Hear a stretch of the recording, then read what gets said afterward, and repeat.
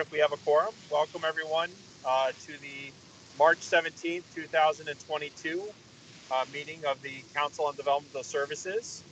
This is Kevin Zingler. I'm the chair of the council, and welcome everyone. Happy St. Patrick's Day. The first item on our agenda is a moment of silence for individuals affected by COVID. If we could please have a moment. Thank you.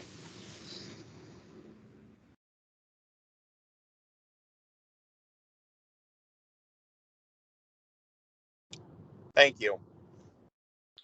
Kevin, is your camera on? It can be in a minute here. There we go. Can you guys see me now? I'm in the vehicle. All right, yeah, now we can see. There we go. You're not driving, are you? No, my daughter is. So she's coming home from high school. Wow. So first item on the agenda is, well, actually, I want to take a moment of personal privilege, if I could, as chair. As mentioned by Mr. Carvel, we do have a guest with us, Deputy Commissioner Peter Mason. As you know, as the council knows, Deputy Commissioner Mason is retiring after many years of service to the state and the department, and we wanted to take this opportunity as a council to wish him well in his semi-retirement. I think he's going to pull a Tom Brady, but semi-retirement, and thank him for his decades of service in this field. I know that he has, I think he started in this field at Mark Inc. of Manchester back in the day, and I know he was an executive director at Tri-County ARC, and he moved up into DDS, and he has impacted the quality of lives for thousands of individuals through the course of his career, and I think it's just appropriate that we as a council say thank you, and we hope that you have a great retirement with you and your family. And I know that our folks are in a better place because of all your collective efforts over the years, Peter, and thank you on behalf of the council for all that you've done to help those individuals we support at DDS. Oh, Thank you, Peter. Oh, thank you. It's been a long and Thanks, Peter. thank you. Thank you.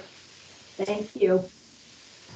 Yeah. So we just wanted to take that moment to express our thanks and gratitude. I know that you'll have other opportunities and to impact, make quality of lives for our individuals and their families. And just once again, thank you on behalf of everyone here in the state of Connecticut and the council in particular for that, everything you've done throughout the course of your. Thank you, Kevin. Thank you again. I appreciate that. It's been a long and winding road for me. And I was with Mark many years ago. When I was there, it was a much different world than it is now. There were no authorizations. There was no supported employment. There was only workshops at that point, and you know how much things have changed. It's for the better for a lot of people. I remember us. I was at Mark going into Mansfield and looking at who to bring out of Mansfield into a day program, and to see those people thrive after that, it just gave me a lot of confidence knowing that the community was the way for us to go. So I appreciate all that you guys do, and I appreciate your support and your kind words. Thank you. You're welcome, and congratulations again. Enjoy it. Thank you. I'm like I said, I'm sure we'll see a Tom Brady at some point from you. So thank you. Well, it won't be a Tom Brady, but it will be. I will be back part-time to come back, and the good part about this is I'll be helping to dispense the American Relief Funds.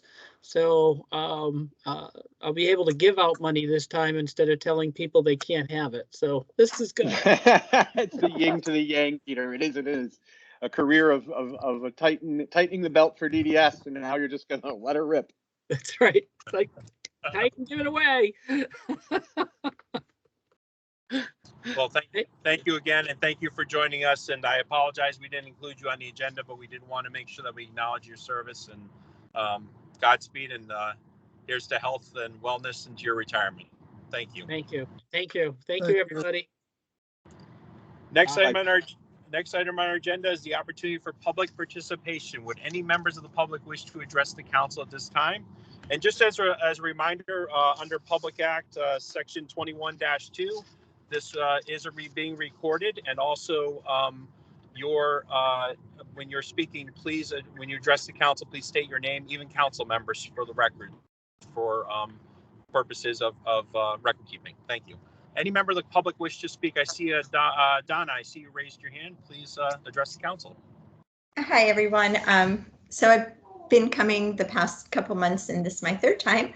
And I am the mom of a 29-year-old with autism and an intellectual disability.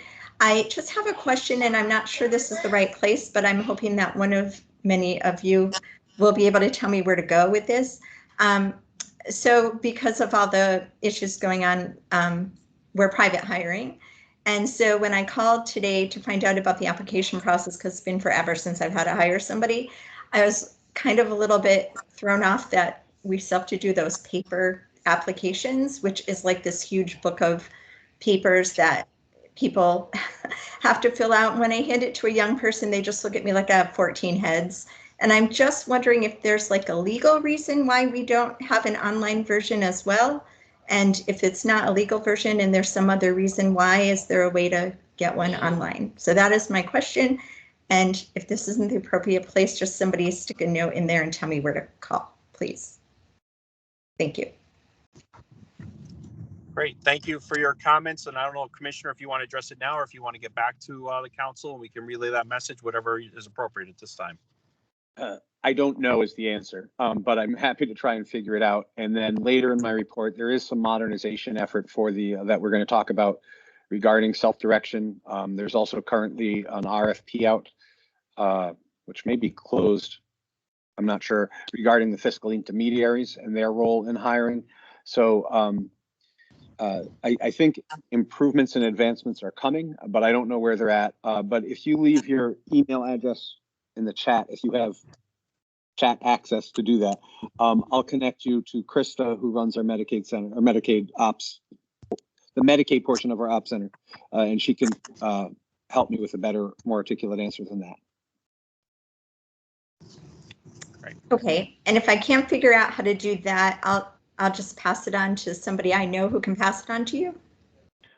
Donna, this is Joe Carvalho. I'm the Commissioner's Executive Secretary. What I will do is I will put my email address in the chat.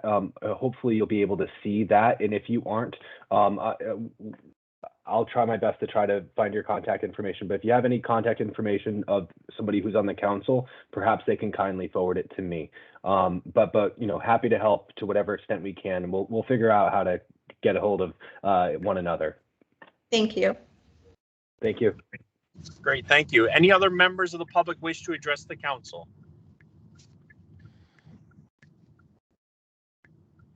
All right, seeing none, I'll close the opportunity for public hearing and move on to our next item on the agenda, which is the approval and review and approval of the previous council meeting minutes of February 17th. I know that they were sent over. Is there any further discussion or is there a motion to approve the minutes as presented? So moved. It's moved by Karen. Is there a second? And then we'll open up for discussions and amendments. Second. Seconded by Rick Lenz. Motion by Karen, seconded by Rick Lenz. Is there? We'll open up for discussion. Are there comments on the agenda minutes? I had one comment under the Ombudsman report. Rick Rothstein's comment. It says suggestion. What was it? Around 22. I have no idea what that means. Well, that means apparently Joe wasn't able to figure out what I said, and I don't know what I said because it was a month ago. So I think we can just let that pearl of wisdom drop. I could go back and watch the 22-minute mark again, but I won't stand in the way of the minutes being approved. I appreciate everyone's graciousness in reviewing the minutes. I apologize for that oversight there. How would we like to proceed?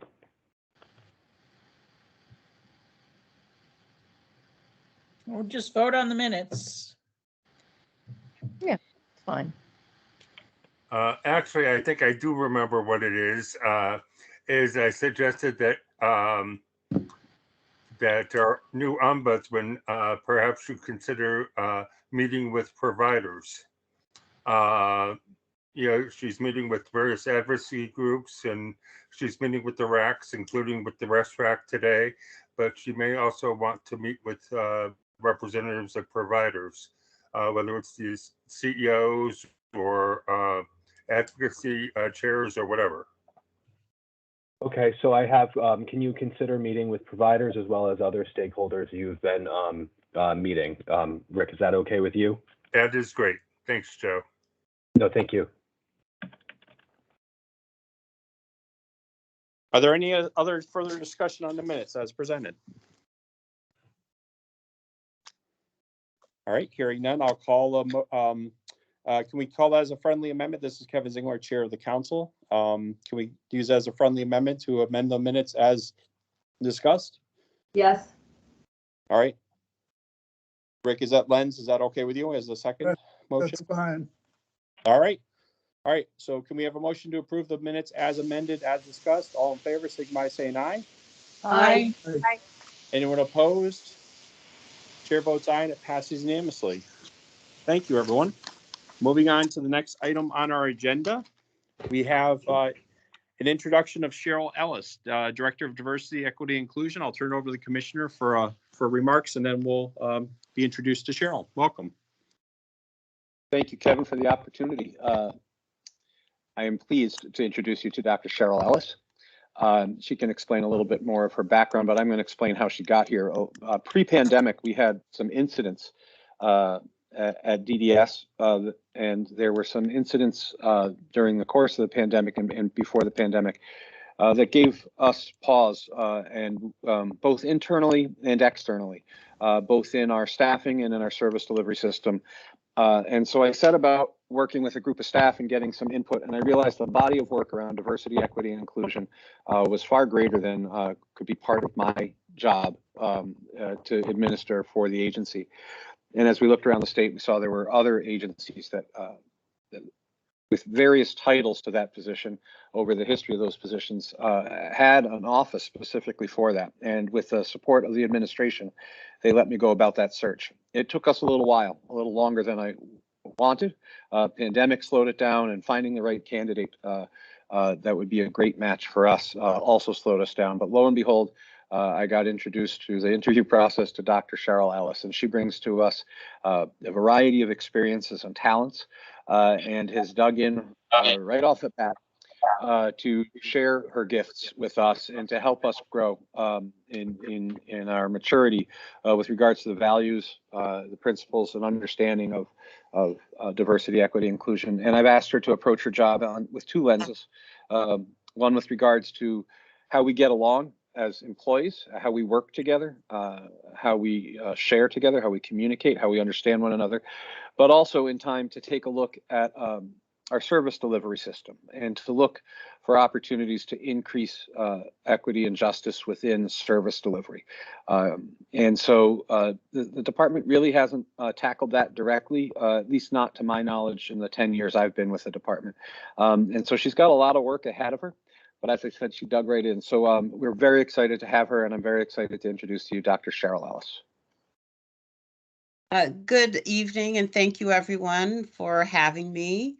As the commissioner stated, and thank you for that wonderful introduction. I am excited about the work. I'm excited about the ability to join the team. So just a little bit about myself, because you all didn't have the pleasure of seeing my resume or my biopic or anything of that nature. So I'll give you a little sense of who I am. I'm a cisgendered, which means I was born a female, Black woman who has the pronouns of she, her, hers. And that is some of the diversity work that we're bringing into the agency, as well as helping people understand that identity of pronouns, that identity of the intersectionality, the whole person. So that's why I introduce myself that way. I come, and I always tell people I look a lot older than I am. But I come with almost 25 years of experience working with children, teens, adults. And over the 25 years, I started with young children with behavioral challenges, trauma, cognitive delays, developmental disabilities. worked with pregnant mothers and exposed infants who, you often notice the disparities there, the healthcare, the socioeconomic, and the challenges that the children are born with, and then having to come into the community with that stigma, and the mothers having the challenges of integrating because of that, their use and the stigma of their use. So I started early in this work, unbeknownst to that's the direction I was going in. I then moved into working with young adults with mental illness, cognitive delays, and intellectual challenges through trauma, through just life transition and going from that, teenhood into adulthood, and just the challenges that you face with that dynamic, let alone having intellectual disabilities in a community and a society that doesn't understand you. So I also worked with adults with mental health and addiction services, and oftentimes that population would just overlap because of, again, the challenges that they had to encounter in the community. So I come working with a wealth of experience with different people. My diversity work started then, and it continued as a professor at the University of Hartford, the community work that I've done, and my focus with DDS is to really take all of that experience that I bring, take the experience of our families, take the experience of our staff, take the experience of the individuals we support, and integrate that in our work, system-wide, statewide, hear the authentic voices of everyone who is a partaker in this community that needs to be heard, that is sometimes becomes invisible. So I'm looking to work with families, community members, particularly diversifying some of our parental groups, some of our workforce groups, and really working together with everyone, including the regional areas, to make this happen and integrate it throughout our system, and not have it be just in the North region or in the South region, but to integrate it statewide. I've already, as the commissioner said, I kind of jumped in, and my ideas were here, and we're trying to hone them in so we can start somewhere. So we've started already with developing a newsletter. We created our first newsletter in February. It's centered around the topic of Black History Month and bringing some awareness around the contributions of that community and population. We will do that monthly, and we're looking to have that newsletter on the DEMA site. And Joe can help me with all of the acronyms and where things might be. But on the DDS site, we're going to have our newsletter posted so that it would have access for other people to have access, and not just our staff. We've also started, and I believe I was on a meeting with Donna, so Ms. Cohen, I'm sorry, I didn't mean to personalize your name without your permission, but coffee conversations, where that is an opportunity to dialogue, to speak to one another around different topics of inclusion, equity, equality, diversity. We've had one, and we're hoping to roll those out to the regions very soon. It started with our staff, and the staff have asked, and parents have asked, how we can include community members and others, and how we could make that happen in a forum where people feel comfortable, and that it doesn't get too large, where people can't have a safe place to talk. So we're looking to roll that out with the help of some of the regional staff and some of the self-advocate coordinators. We're developing a strategic plan. We're developing a mission and vision for diversity, equity, inclusion specifically. I'm working with Shannon to figure out how to include more families and diversify the families that participate in the meetings and the regional meetings. I'm working with the self-advocate coordinators right now to add their voice more consistently to our newsletter.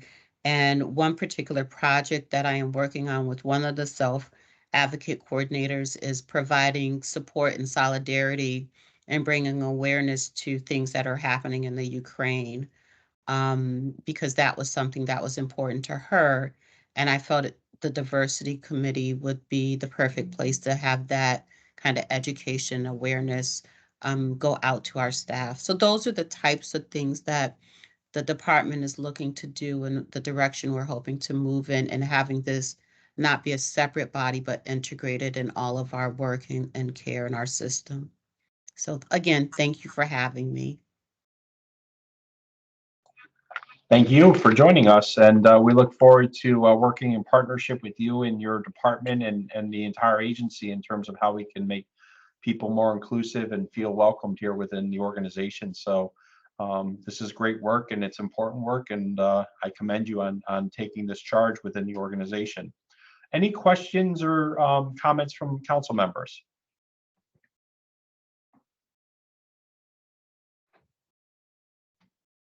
Why today? I have a question, Patty Silva. Go ahead, Patty. Is this newsletter, is that something that can be distributed to families through case managers as well? That has been brought up, and yes, we believe that it is the direction we will be able to go in as soon as all the people assisting me with kind of the media, the distribution piece of it, figure out how to do that effectively and get it out to everyone. But that is the direction we're going in. Great, thank you. I think that type of communication, Kevin will be charged with the responsibility out of the 5-year plan. One of the requests was to develop a strategic communication strategy and overall communication plan. So Kevin's and will be working with me and others on how that rolls out, and whether we ask case managers to push it out, or whether we find social media ways to push it out, or have people subscribe to some sort of listserv so that they'll only get what they want, because maybe not everybody wants all of that. So we're talking about those strategies about how best to effectively communicate with the right amount of communication to the right people at the right time. So we have to figure some of that out, but yeah, that is part of that. That would certainly be part of the intent. This is Deb. I have a question because I spent yesterday afternoon on a DEI committee call for another organization that I'm part of, and one of the things we spent some time talking about is we hadn't set them, but what were our measures of success? I wonder if you've done any thinking yet about what your measures of success might be. So we're in the process of doing that currently. We had our first strategic planning committee meeting, and we are looking at our strategic plan, our goals, and how to incorporate all of these aspects in a way that would be feasible. So we have to determine our timeframes, our outcome measures, what we're looking at in terms of the end product. So we are doing that, and I have set an ambitious deadline of March 31st for that to happen. That's very ambitious. That's not easy to do. But I'm glad to hear that, because I think that gives the process a lot of credibility if people really understand what you're trying to achieve and how you're going to measure what you achieve. So I applaud you for that. This is Rick Lenz. Cheryl, will your strategic plan become available for us at some point? I will be submitting it to the commissioner, and based on his commitment, I believe that the information will be made available to people in the form that he feels is best. And I don't want to speak for the commissioner because he is on the line, but he can maybe talk more to that. I think that'd be great. Yeah, I don't have anything else to add at present, but like I said, with the communication strategy and how we communicate some of this and put that out will all be something we're in the process of thinking through. Unless I missed the question.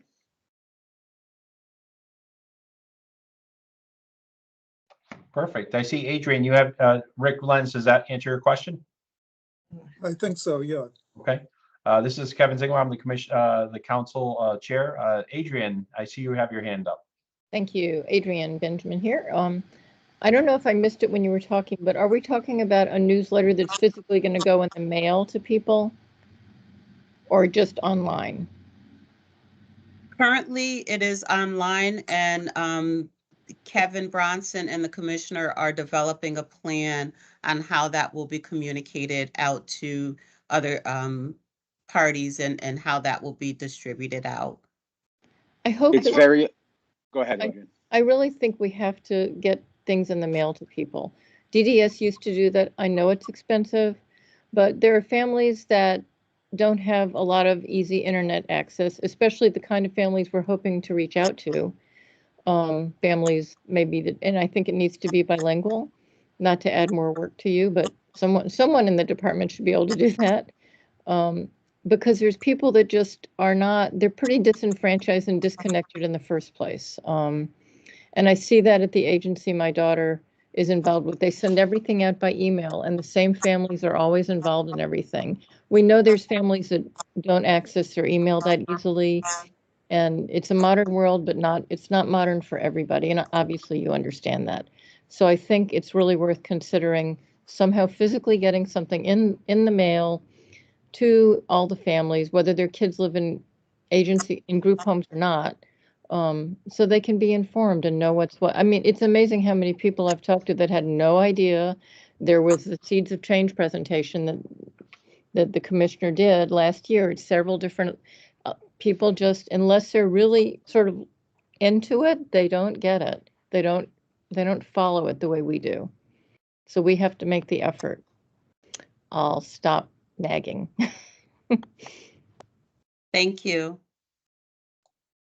Any other comment? This is Kevin Zingler. Any other comments from the council or I see Karen, you have your hand raised. Go ahead, Karen.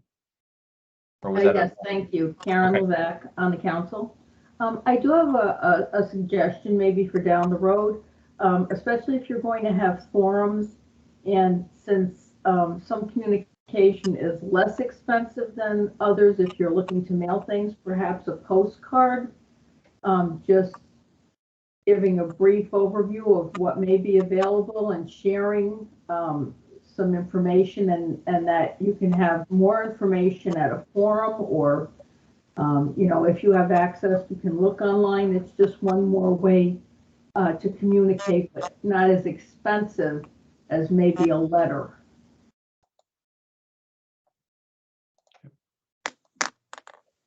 Great. Thank you for that suggestion, Karen. This is Kevin Zingler again. Any other members of the council wish to speak Kevin? or have comments? I have my hand up. I don't know if you can't see me. Oh, Christine, there you go. Yep. Thank you. It's Christine Hainsworth Strauss. Jordan, I guess I would just make a plea for trying to make the communication, even if it's by choice, whether email or mail, but to directly as to the families as possible, so that so much time might not be lost on, whether it travels through multiple hands to get to the families, especially if there's something that's like the Seeds of Change or something where you're trying to get people to respond rather than just inform. Great. Yeah, I'll answer that. This is Kevin from DDS. Yeah, we're like everyone already, the commissioner already mentioned, we're really trying to focus on not playing, like you said, Christine, like not playing phone tag, right? And or telephone, whatever the term is, right? And the information passes down. By the time it gets to the individual family, it might be slightly different. We're actively trying to build and take an input, build out new communications tools and take an input from each and every one of you. I just yesterday was on a meeting with some people from the BITS, which is the Department of IT, and working on trying to get some research, identifying some individuals and family members, for focus groups on how to build out our website, and for focusing on the users rather than the staff member per se. So we're doing a lot of stuff. It's a slower process than probably most people want to think, but happy to take any input that you and any of all the committee members have, or council members, sorry, not committee. Great, thank you. This is Kevin Zingler again. Is there any other comments from the council? All right, seeing none. Thank you, Dr. Ellis, for joining us today. We look forward to working in partnership with you. And if there's anything we can do as a council to help you in your endeavors, please let us know. That's what we're here for, to be a sounding board and to help you. Welcome again to DDS, and we look forward to all of your great work coming forward. Moving on our agenda, we have our ombudsperson's report. You did get an email from Shannon. Unfortunately, she does have another meeting. She could not be here tonight with the RAC. The West Region RAC was meeting. And that was, obviously one of the things that we wanted her to do was get out to all the RACs and introduce herself. Unfortunately, it was just tonight. And she did have an issue with getting the report out. I would assume we'd see it tomorrow or in the next day or two. So at this point, we'll, I don't think we need, do we need a formal motion to table this? I guess we could if we wanted to as a council. Is there a motion to table the report till next month and we can circle back with her at our next meeting? So Moved by Rick Lenz, seconded by Karen. Is there any further, actually, I'm sorry, on table, there's no further discussion. All in favor, signify by saying aye. Aye. Aye. Anyone opposed? Chair votes aye and it passes unanimously. Moving on, our next item on the agenda is our commissioner's report. Welcome again, Commissioner Chef. Jordan Chef, DDS. I chose to just take the time with you tonight to update you on two items, and then which you may have questions about. As you've read about in the papers, as you've heard from me, April 1 is an ominous date for the state. You'll see reports that estimate the total number of employees who are eligible to go. And while we have a large number of employees eligible to leave DDS, we won't see all those eligible leave on April 1st, even though they might be able to. We do anticipate a number near or about 100. It probably will be a little bit less.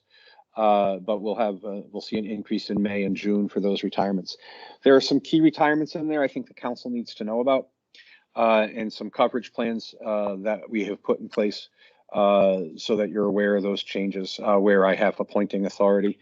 As you know, Deputy Commissioner Mason is taking the opportunity to retire. I announced last week internally that Elisa Velardo from the North Region, our North Region Director, will be taking over for Peter as our Deputy Commissioner. Elisa has some broad experiences, carries a heavy workload, and has a timeline to be at the department for a period of time that will, and just a whole lot of skills. So she and I will partner at central office, and she'll begin. She's begun transitioning, and she'll join me officially on April 1st. She and Peter meet to do some of their transitioning. She and I have been meeting. So that is one of those. And Stacy Silva Gordon, who's been the private assistant regional director in the North, will move into her seat as regional director. And while it is an appointable position, the assistant regional director position Stacy's leaving behind, we will be going through a competitive process there. Also of note, and I'm afraid in doing this, I'm going to miss some people, but I'm trying to think of people who you've grown to know over the years. Dr. Val Bagby-Young will be stepping away, I know, on April 1st. The good news is for both Peter and Val is they're available as temporary worker retirees. Val has been with the department longer than she'd like me to say. She has played many roles in her years here, has supported both public and private, and was my health services director when I was in the North Region when I arrived 10 years ago. And upon Lakeisha Hyatt's departure to Demas, Val was selected to the seat where she is now. She has so much knowledge, some of it institutional, the good kind of institution, that it's going to be hard for me, and I can't imagine the last 2 years without her, and Peter for that matter, in managing the pandemic. But having someone as thorough and attentive as Dr. Bagby-Young is, not having her by my side through the pandemic would have been just awful. So that type of position is not appointable, nor do I have a candidate with her rich skills in mind. So we'll be going through a competitive process to fill her role as well. And Thomas Daly in the South Region, as well as Greg McMahon in the South Region, have both announced their intent to leave us on April 1st. but they'll both be back as temporary worker retirees and be able to cover their positions while we go through a competitive process, both for Thomas's position as well as for Greg's. There are a host of others that are also leaving that are probably less familiar to you and to the public from central office, and so I won't go through name by name, but I wanted you to know that as daunting as it sounds, we have a pretty remarkable team. I've been able to surround myself with some significant talent at central office in my 6 or 7 years there and my few years as the regional director in the north, and they are all taking short breaks during March while Peter and others are still here to rest up, because April, May, June, July, all going to be some interesting times as we go through a cascade of other retirements, recruitment, and start over. So I'm going to pause there before I go through my next item to see if there's any questions for me on retirements or on or any of the specifics for coverage. Commissioner, how many case managers are you going to lose? I don't know that. The total number of people leaving is 90. There's a fair amount, 90-ish. There's a fair amount of them that are direct care staff. I don't think that it's a particularly high number in case management, but we're always actively recruiting case managers. So I don't anticipate. I think it's more at the case management supervisor level than at the case manager level that we'll see some of that pain from retirements. But I don't know that specifically, Rick. We can find that out. Appreciate it.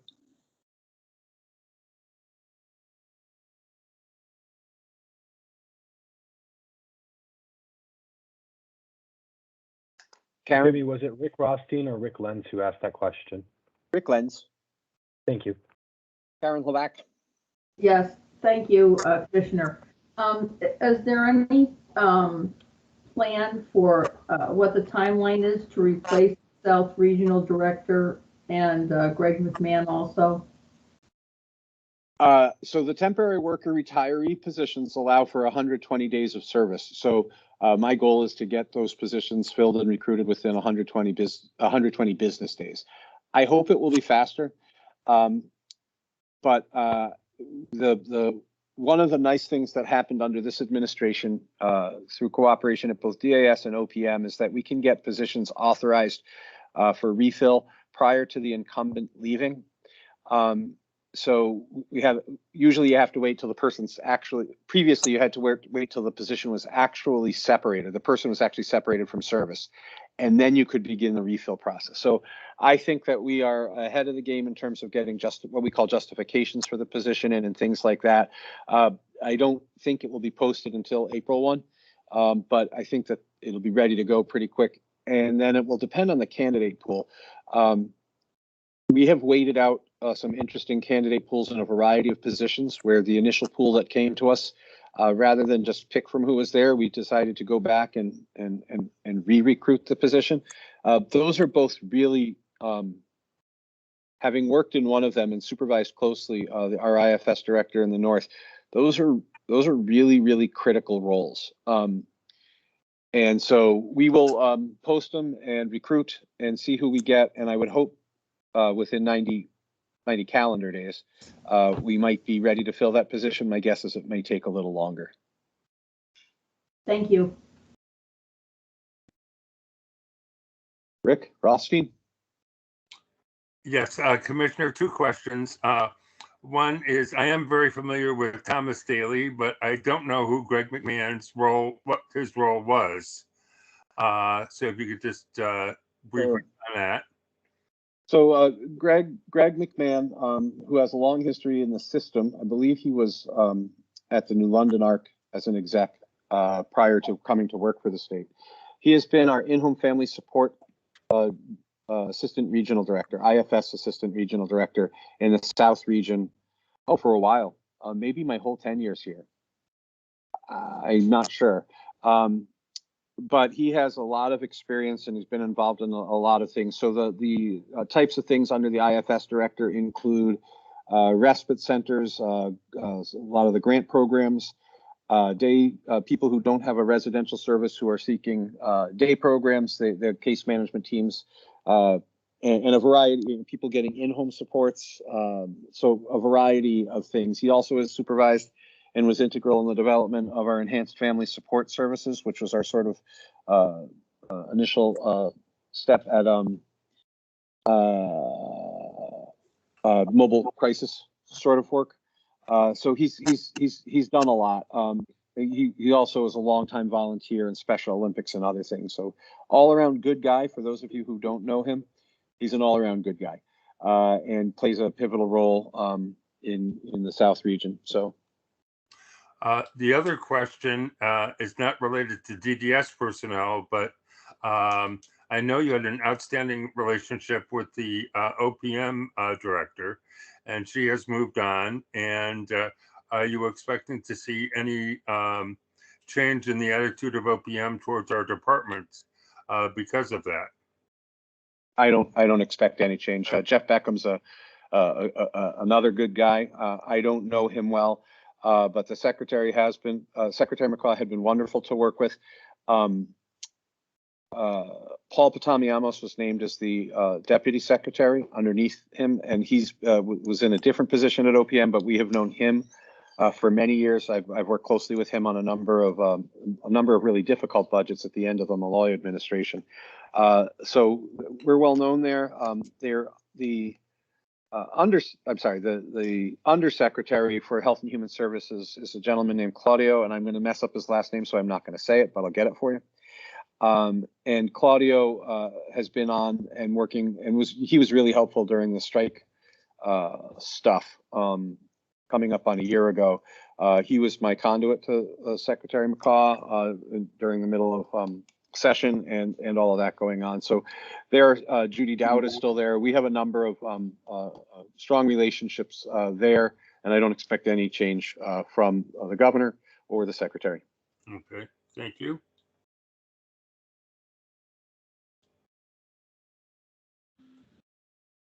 All right. The other item I was hoping to cover with you tonight, we've talked generally about ARPA funding, American Rescue Plan Act, I think is what that stands for.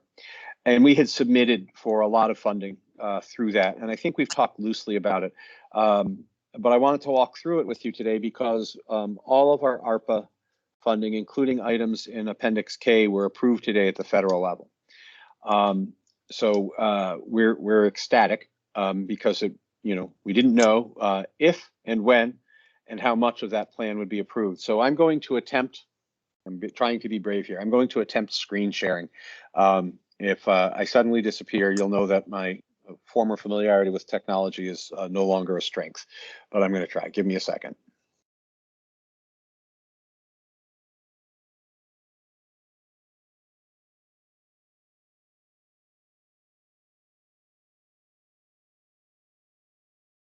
I think this is it. Let me know if you begin to see something.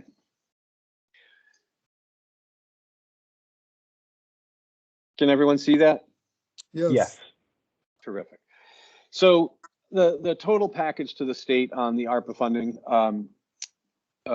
was, goodness gracious, somewhere in the neighborhoods well, around 230 million from the feds with a match to our money. It's around a $460 million investment over a 3-year period, which is a large amount of money since it's not tied necessarily directly to services. And I wanted to just take a minute to go through at a high level some of the highlights of that today.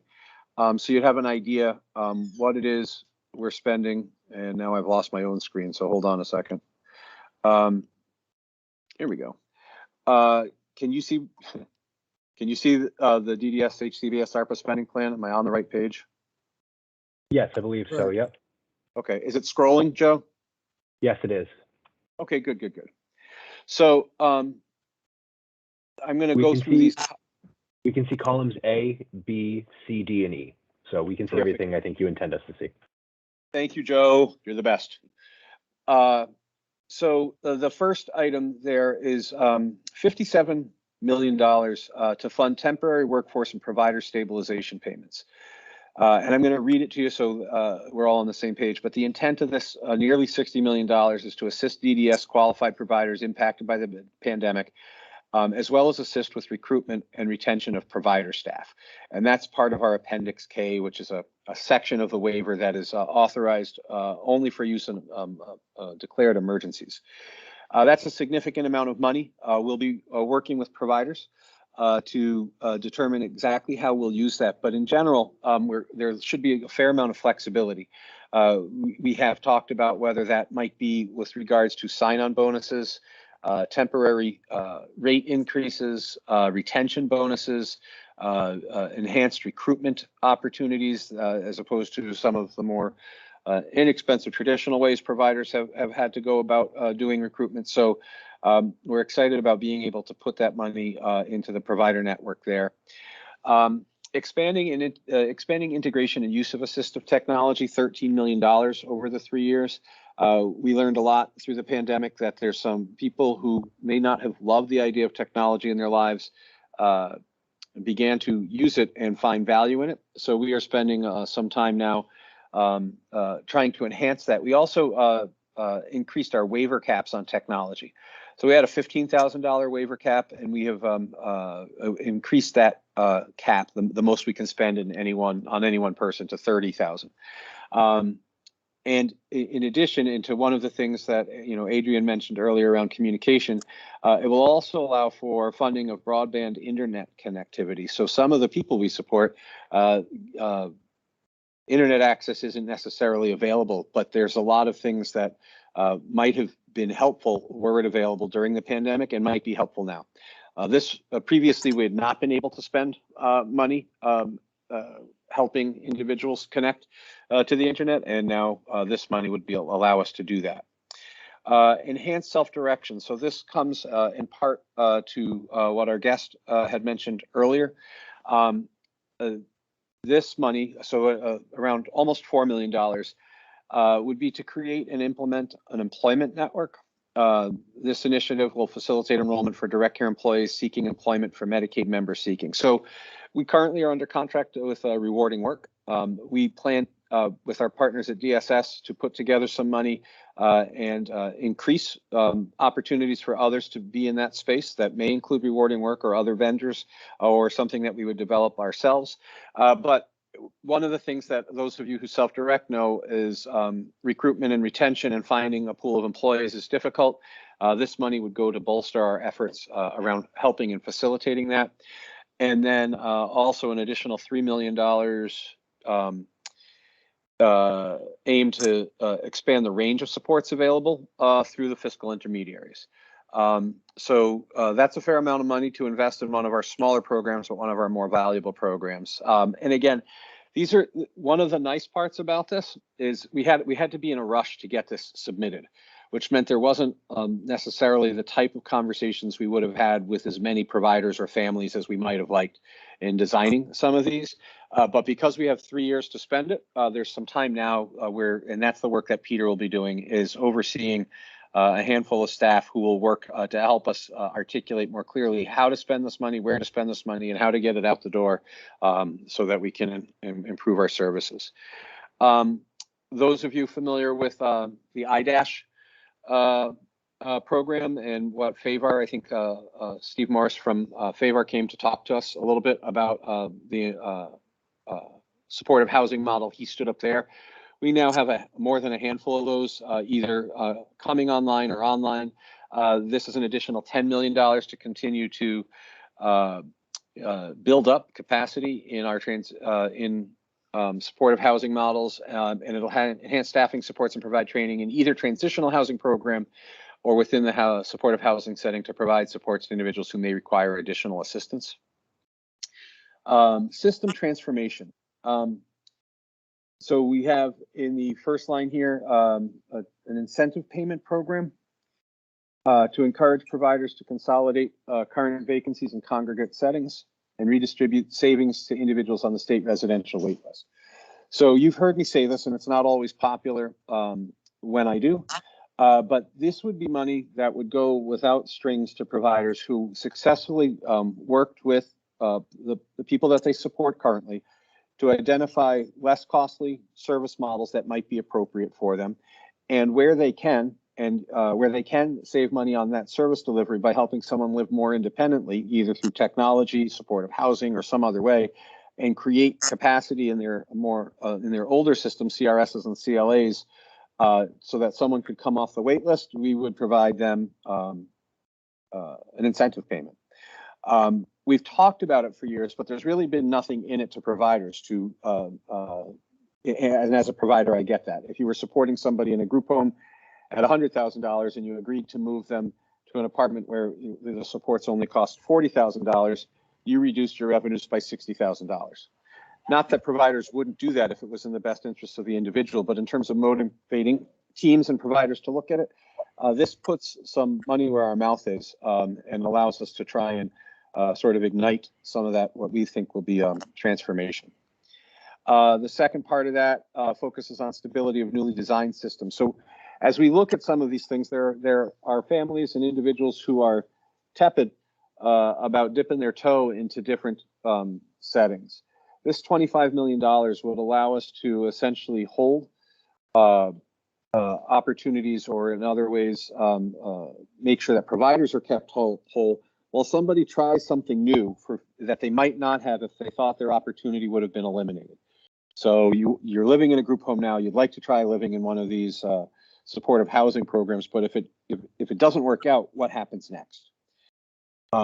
Currently, we only fund providers 30 days for an empty bed. This would allow us to fund providers over a longer period of time so that people could try and live in different places. And again, the whole concept is to sort of jolt the system a little bit and transform it and build capacity in a lot of these more independent models. And then a small amount of money that would come to the state over the 3-year period to hire and use consultants, or we have a bunch of different words we use besides that, durational employees and things. So that is to just staffing that would be at DDS that would help work directly with providers on a lot of this transformation. But as opposed to being part of their regular job, this would be their full-time work with us. Enhancing provider infrastructure, $42 million to providers to help modernize billing and other systems, electronic systems. They've had to try and keep up with the times forever by squeezing what they can, or going after grants, or holding fundraisers. This is money that we will, so that we can all move together towards a more modernized system and better use of technology to improve system outcomes. That's a big investment in the provider community over that 3 years. There's a small amount of money towards a comprehensive review of the universal assessment and the level of need groupings to ensure that as we move from our lawn-based system to our universal assessment, which is currently being utilized at DSS for a variety of services, that we leave no one behind, no provider, no individual. So there's some work that has to be done to test and validate the universal assessment against the current lawn. And then a hefty amount of money, as you all know, case managers continue to use Word documents to generate IPs. They're in separate files. There's no electronic system. So there's $34 million for us to finally, after many years, develop and bring on board an electronic case management record system. Additional money for the work we're already doing on the critical incident management system enhancements. I think we did a presentation around detecting those claims within Medicaid to determine adverse outcomes for people that were otherwise not reported. The NCI, an investment in NCI and a way to tackle that, as we're getting down to some of the smaller numbers. Creation of an outcome-based incentive program. So payments, an opportunity to look at a pilot that would pay providers based on outcomes as opposed to just services. So that there'll be a lot that goes into that, and this is just a small amount of seed money for that. And as I mentioned, additional project managers to staff us up. So now I have to figure out how to get out of sharing. So that was a lot of mouthfuls. I wanted you to see it as I said it. There is not all the meat on the bones yet. As I said, we had to, in great haste, get this request in. And so there's some pretty round figures. But unlike other times when working with the feds, where there's a lot of back and forth over funding proposals, this was was welcomed and met with pretty rapid approval, especially after the Appendix K was amended and submitted. So I will come up for air there and see if there's any questions. Adrian. Unmute. Okay. Adrian Benjamin, council member. Two questions. Have case managers already identified people they possibly think might move to a lesser, like from a group home to a less restrictive environment? And the reason I asked is because I've been on the council a really long time. I won't tell you how long, but it started in 2013, so do the math. And I've been hearing the same thing again and again, that we're going to find people who need less restrictive environments and don't need to be in a group home and could be in a different setting. I'm not against that whatsoever. It just seems like it never happened. So I'm curious why, or maybe it has happened, it just hasn't been reported. So if case managers have identified people they think that might be applicable to, what's been the process of it actually not happening? So it has been happening, okay. And it does happen. So almost okay. In my understanding and working with Elisa, almost all of the people moving into I- housing, many of the people, and I won't say most, many of the people moving into I- housing are people who've been in other, not all, but many have been in other service models that have then transitioned to that model. Additionally, we see people move from group homes to apartment programs or for group homes to CCHs periodically as well. So it does happen. It doesn't happen at the scale we think it ought to happen. And for all of our time together on the council, Adrian, and the few years you were there before me, technology didn't play the same role. So there's an evolution of what's available to make that work for people that wasn't the same in 2013 or 15 or 19 that is now. So we continue to add variables that make it more and more possible. And part of it is also looking for people coming in to the system who are ready for placement, that they don't necessarily need to start at a 24/7 group home level of care, and that we'd be able to explore that as well. But part of it is about trying to find the right level of service at the right time for the right person, as opposed to what we've traditionally done. I have another question if nobody else does, although I'm sure other people do. Or I'll just go. Can I go? Go ahead, Sure. Adrian. The floor is yours.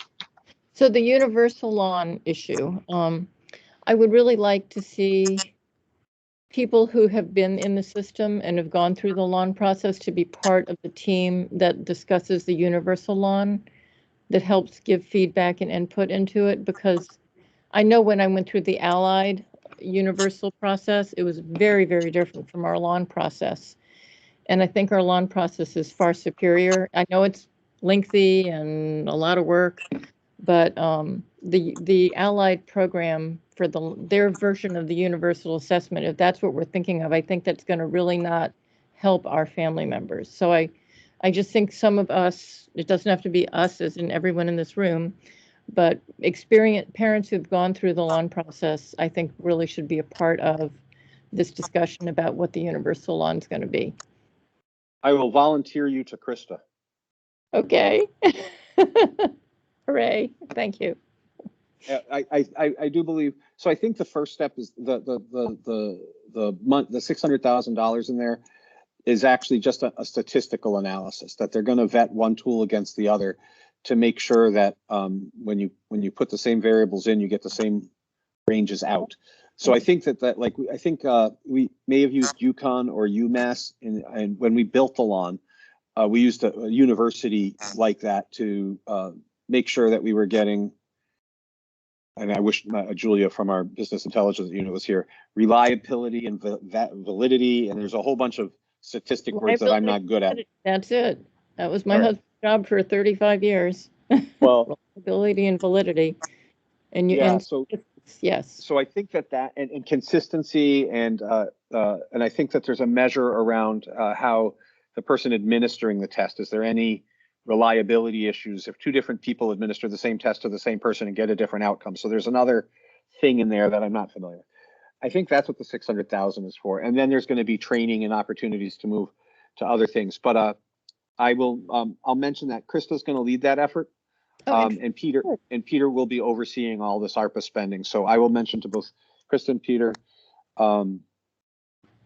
people involved in UA Talon. thank you. I got that. You're welcome. Right. Christine. On my meeting. Christine Hainsworth Strauss. I'm sorry, I was disconnected somehow from the meeting when you were going through the explanation, Jordan. So I really appreciate you breaking this down, but and I will try to rewatch the meeting, but I'm wondering, is this going to be posted somewhere so we can read it? I think it is already posted because we needed to, I believe it was posted because we had a public hearing and used this tool. But Kevin, if we have it already linked somewhere, can we share that link out with the council? And if we don't have it linked somewhere, can we work on doing that? Sure. This is Kevin Bronson. I'll check right now. Thank you, Kevin. Thank you, Kevin.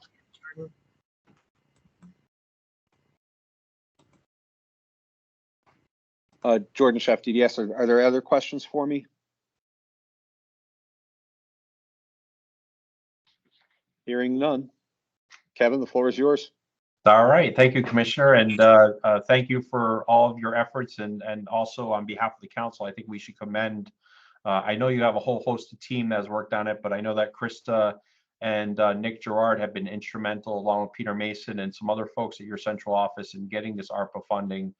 This is really a game changer for the system, and this will really plant some seeds, as you said last year, in terms of seeds of change, because this really is funding that can be really used to change and really enhance the system to improve the quality of life. So please commend your entire team on getting this funding, because if we're not in line, other people, as you guys know, will get the money, and we will be watching other people evolve. So I will, wonderful. And I wanted to, and thank you, Krista and Nick and Scott and Peter and a host of other staff. Kevin getting us through the legislative process, which was not as easy as we might have thought it was, just because they have a right to know how we're spending that kind of money.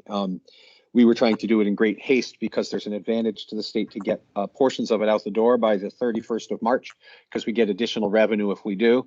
I made a promise to the legislators we get that initial payment out to providers to start helping them. In the neighborhoods of $30 million, I think will start going out the door in the next 5 to 10 days. That's right out of the ARPA funding, and that's in addition to stability payments that are typically go out mid-month for utilization issues during COVID, and then our regular monthly payment in April. So hopefully this starts to flow to providers and they start to feel some financial relief. I know that doesn't fix all the problems with the workforce issues they're having, but it'll hopefully at least give them some breathing room.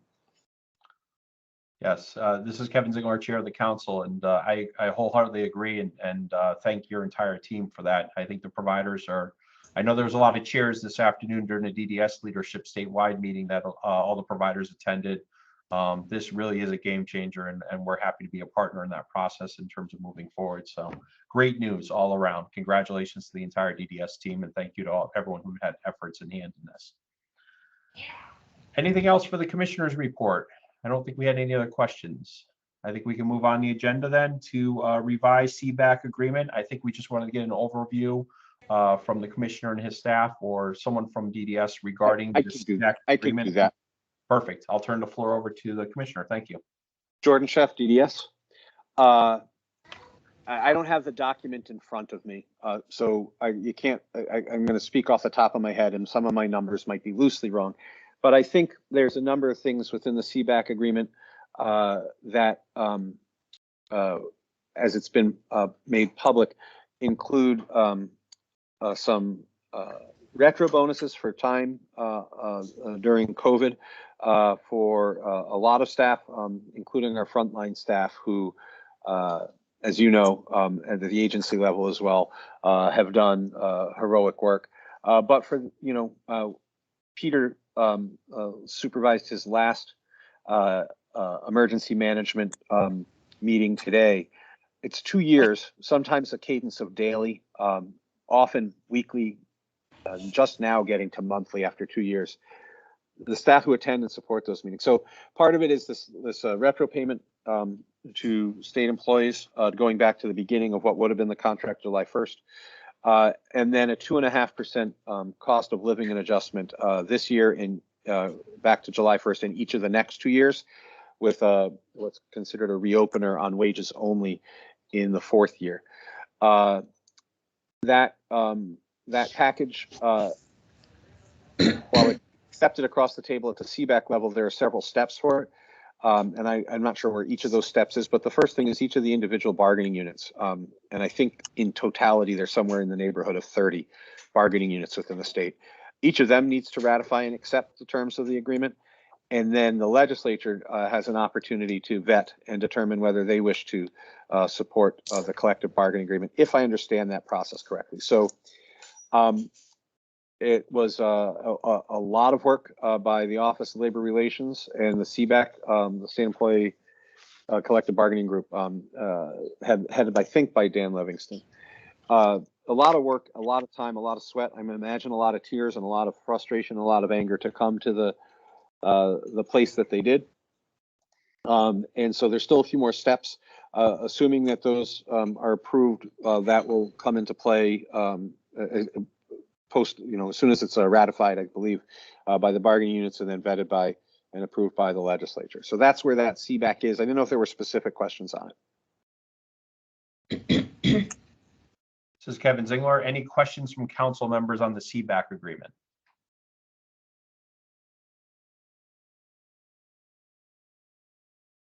All right, seeing none. Thank you for the update, Commissioner. We'll move on our agenda.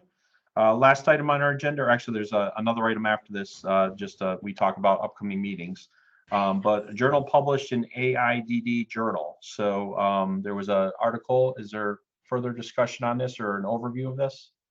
Jordan Chef, DDS.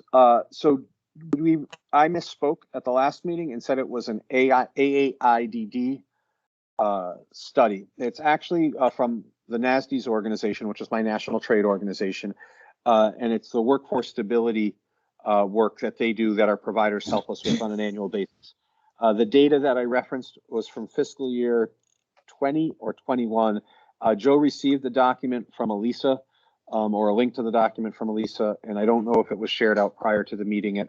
I know Rick requested that, but it's been a little busy getting Elisa ready to be deputy commissioner and transition. So that just came to us very recently. Did that go out, Joe? Commissioner, yes, we shared that on Tuesday. Okay. Correct. So that's what the reference was to. Yep. I don't know if there are any questions on it. Rick Rothstein, council member. Thank you for the report. It's 101 pages, so I doubt anyone has had a chance to read it, let alone scan it. So if you have a summary that you can give us quickly, that would be great.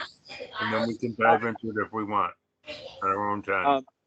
I encourage you to read it. When I worked with Secretary Barnes and later with Secretary McCaw, that NCI staff stability survey, and providers will tell you that I get really frustrated when they don't fill it out.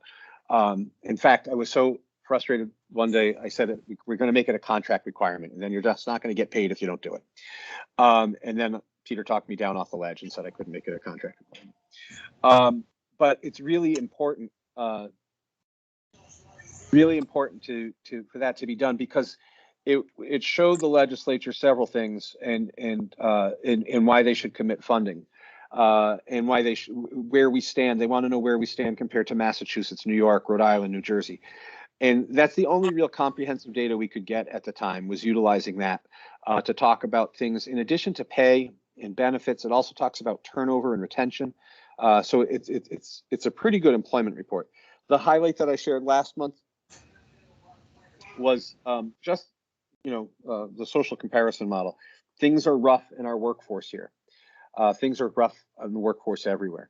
particularly in the health and human services sector and across IDD agencies and partners across the country. Connecticut I wanted folks to know, and the thing that I mentioned that I think that I mentioned last month, Connecticut ranks near the very top nationwide for what we pay direct support professionals. And despite the very high level of staff vacancies our providers are facing at the time of the report, so it's a prior fiscal year, they were above average, or their vacancy rate was below the national average, so that better than 50. We were doing better than 50% of other states in terms of staff vacancies. And I said that partly because there's a little perspective on where we are in the national landscape. It also less, sometimes there's some comfort in knowing it could really be worse, but not a lot. But I wanted folks just to kind of have an idea where we stand. And I think that we'll continue to have providers struggle until the workforce situation, part of it gets fixed itself, and part of it will get fixed through some of this ARPA money. And I did want to share in conjunction with that, I hope some of you may have heard the governor speak earlier today, along with Commissioner Giutani and Commissioner Gifford, about efforts the Governor's Workforce Council is working on steadfastly to increase capacity for nursing and nurse candidates and developing nursing as a field. So it was exciting to hear him talk about that directly, and we would be a benefactor of that. And that, as you know, in addition to the direct support, strong nursing is vital to good outcomes for those we support. Any other questions on, thank you, Commissioner. This is Kevin Zingler from the council. Thank you, Commissioner, for the report from the survey. I would encourage all the council members to read it. And if you have any questions, to please submit them in writing to Joe, and Joe can get them over to the commissioner. And if we feel like we need to follow up on it at our next council meeting, I'd be happy to do so, put another agenda item on there. But thank you for forwarding that information to us. That is the last item on our agenda. The only item we did not put on the agenda, which we normally do, is any call for additional agenda items for next month's meeting. Are there any suggestions from council members for next month's meeting?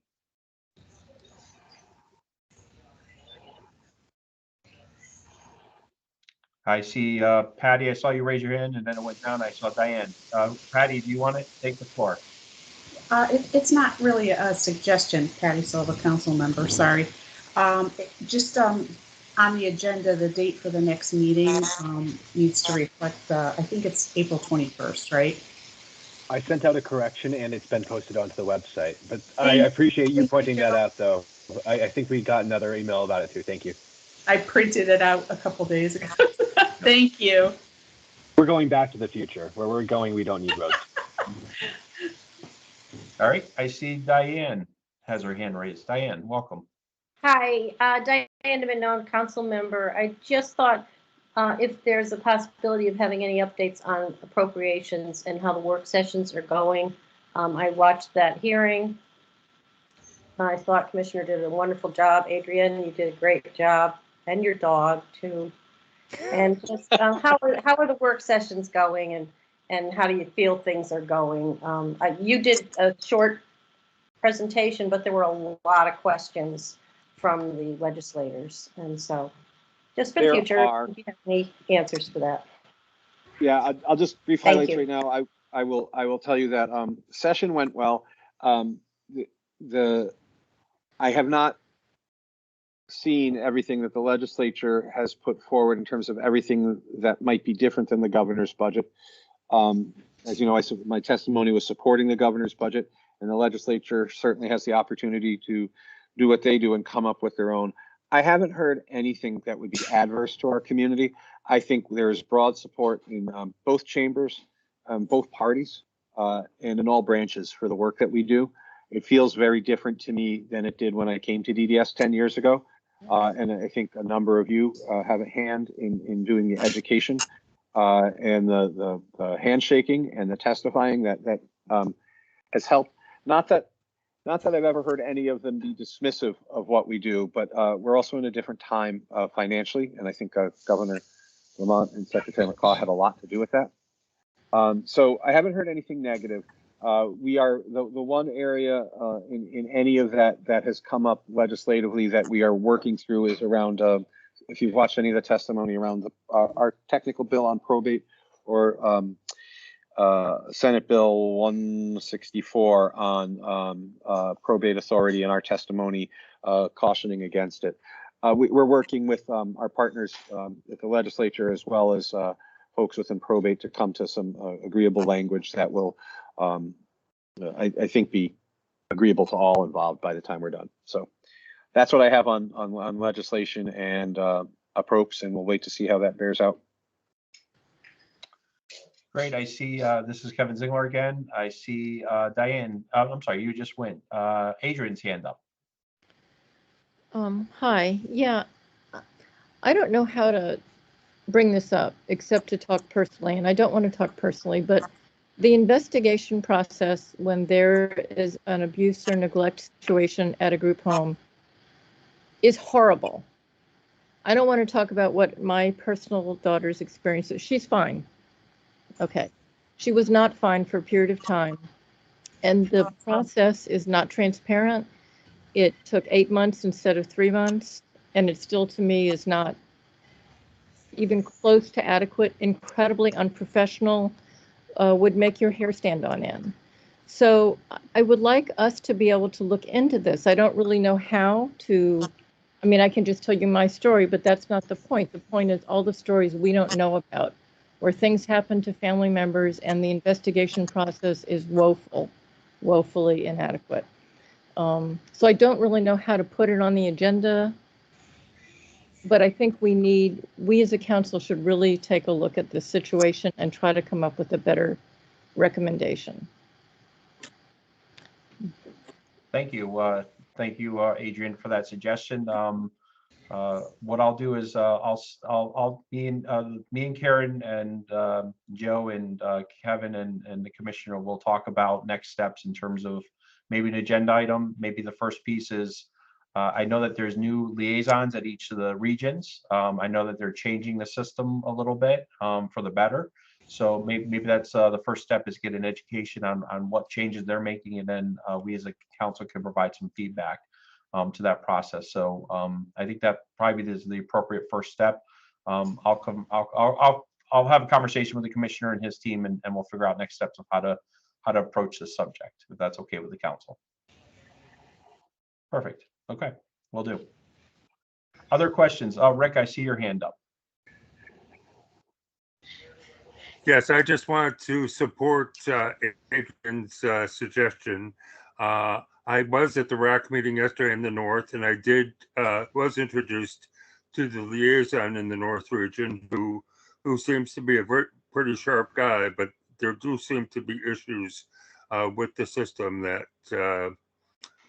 need to be looked at. And again, I don't know any better how to look at it than Adrian does. So.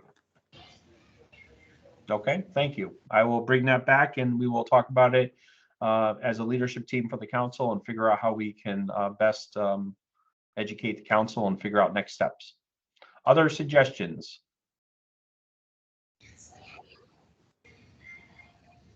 All right, seeing none, I think we are good for tonight. So first of all, happy St. Patrick's Day to everyone who celebrates St. Patrick's Day. Have some fun, not too much shenanigans, but have some fun. And happy St. Patrick's Day to everyone. And with that, I will entertain a motion to adjourn to our next meeting until April 21st at 4:30 p.m. via Teams.